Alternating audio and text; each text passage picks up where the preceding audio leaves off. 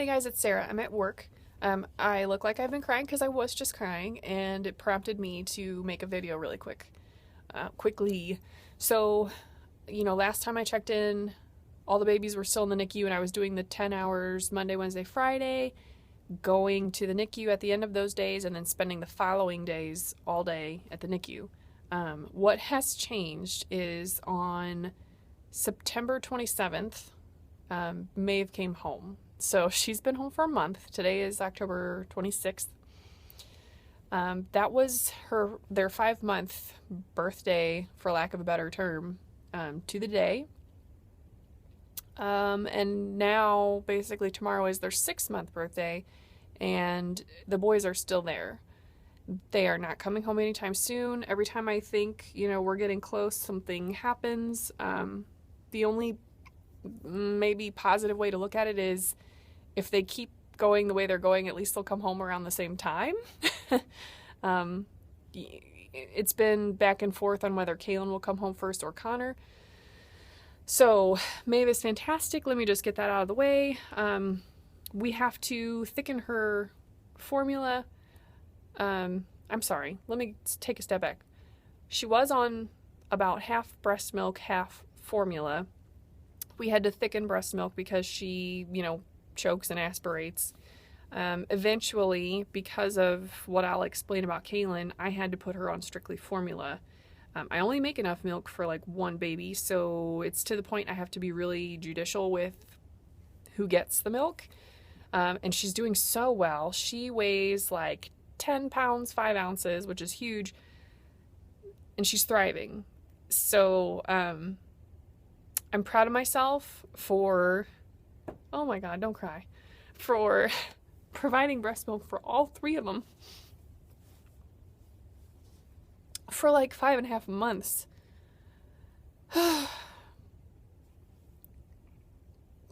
It's still hard though to take your babies off of breast milk because you put so much work into it and you know that it's best for them. But anyway, that's not what this video is supposed to be about. Stop crying. Good gracious. Connor had a second swallow study, and it showed that no matter what they do to breast milk, he aspirates. So the fluid was going into his lungs, and that can cause pneumonia. So he did not aspirate on the study when they used formula. And the formula that they use in the hospital is the ready-to-use kind, so it's already pre-mixed. It's just different. It's a different consistency than if you use the powder formula with water. So that works really well for him, and it's the only way he can eat by mouth. So Connor is also strictly formula. And then just so you know, they are on the premature Enfamil formula, which is called Enfacare. Let's see. Okay, so Connor is doing pretty well with feeding. He just needs to get stronger. It takes a lot out of them to PO feed. PO just means by mouth. I'm sure you guys all know that. He is actually gaining weight at an appropriate rate. He's still small. Both the boys are approximately 7.5 pounds, which just really puts into perspective how well Maeve is doing. He has calmed down a lot. He doesn't need the pacifier quite as much. All 3 babies are sick right now. Caelan and Maeve both have rhinovirus, which is just a cold. Connor has paraflu. It's not the flu. It's not influenza. Oh, did I ever tell you guys? So the lights shut off at work at automatic times, and this building is, if you believe in that type of thing, is considered to be haunted. So it's really funny when the lights automatically go off here. I'm usually by myself, and one night they went off while I was pumping, and I'm pumping in this room that's on an unfinished half of the floor, and I have to remind myself that I personally do not believe that this building is haunted. I don't really believe in ghosts, when I meet one, I will. And I have to remind myself that I'm 33 years old and to not freak out. Anywho, Caelan. PO feeds like a champ. Oh my gosh, you guys, he was intubated for the first 15 weeks, and they were telling me that babies like that sometimes have an oral aversion and then they'll never PO feed, and you have to have a surgical G-tube installed and blah, blah, blah. Nope, PO feeds like a champ. However, they did have to remove 41 centimeters of his bowel when they reversed his ostomy. So he doesn't have short bowel syndrome, but he is having trouble absorbing nutrition. So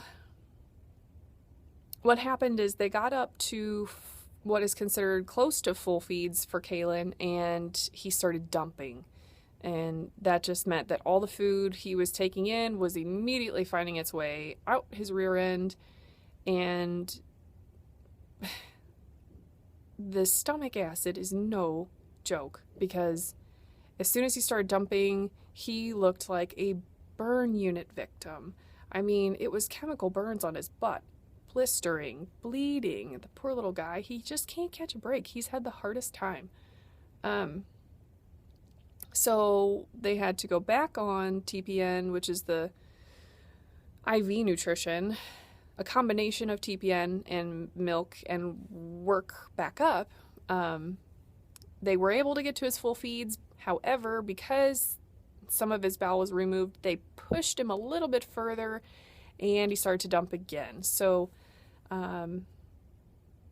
that's going to be the thing that holds Caelan in the hospital. So Connor's issue is just eating. Oh, geez.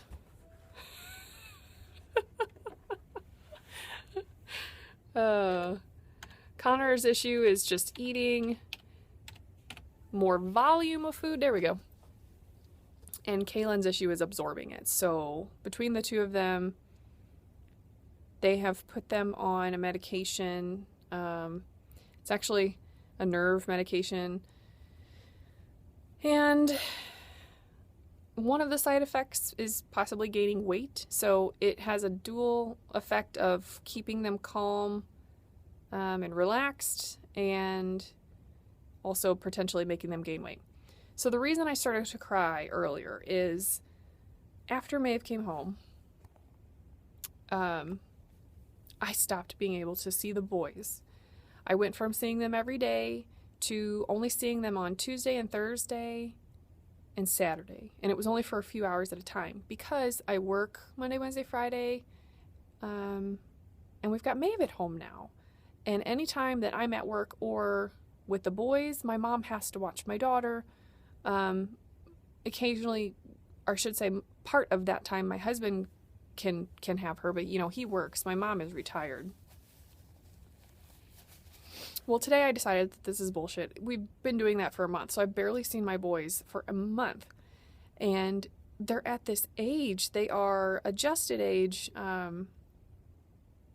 They're almost 3 months old. And Maeve is starting to make sounds. She's not quite cooing, but she's getting there. She's trying. And she's got a very strong neck. She gets to do fun things like tummy time and be held when she's upset, and the boys just don't. And it just drives me crazy that they're all sick right now, and when she's not happy because of being sick, we hold her, we comfort her, and the boys don't get that. So I've decided I'm working my 10-hour shifts, and I'm going to see the boys after. That means my husband will have Maeve by himself, but he's totally capable. He's had a lot of good practice. And then on my days off, I will have Maeve for probably the first half of the day, and then in the afternoon, drop her off with my mom so I can go back to the NICU and see the boys. They need to be spoken to. They need to be put in different positions, tummy time, lay on my lap, be put, vertical over my shoulder. They need to hear words, and it's just, you get the drift. So as soon as I made the decision that we're going to push through this last couple of months, hopefully that's all we have in the NICU is just a couple more months. everyone is involved. My mom, my husband, and we're just going to push through and do the best that we can and hopefully have them all home by Christmas. So thank you guys so much for sticking in there with me. I'm not nearly as active as I used to be. Oh my gosh, I'm not even on Instagram anymore, and that used to be probably my biggest support group. But I am still on Facebook. So hope you guys are all doing well. I do still try to keep up with your video updates. I'm just not commenting